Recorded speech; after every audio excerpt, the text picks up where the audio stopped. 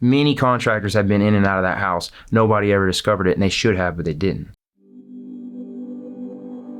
I started tithing when I first came to the Lord. It was a challenge, don't get me wrong.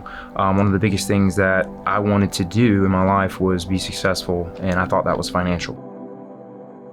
Pastor Oscar Mumba stepped in and did a message on tithing and giving as well. I felt the Holy Spirit quicken me and my wife to do more than what we were doing. We were doing 10%. The Holy Spirit said 20%, do 20%. And it was a challenge. Like always, it's a challenge.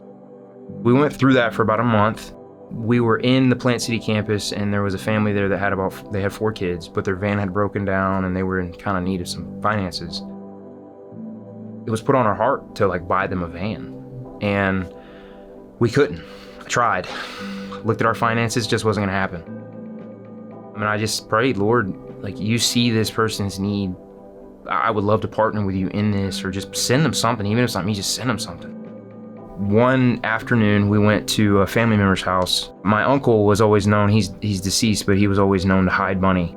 And something came over me. I had to go look. So I go to the spot in the air handler in this big closet, and I look over in the corner, and there's this little thing hanging out.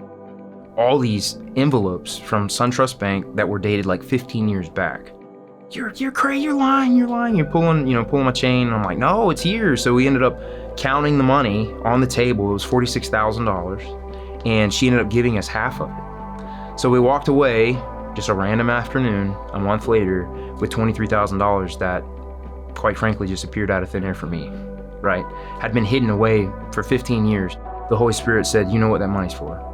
And I just kind of stopped. I'm like, I do. And I looked at my wife when we got in the car, and I said, you know what this is for? So we had the opportunity to bless somebody with enough money for them to buy them a new vehicle for their family. It wasn't my money. It was God's money to one of his children, and he just decided to use me as a vessel to carry it out. And that's an honor.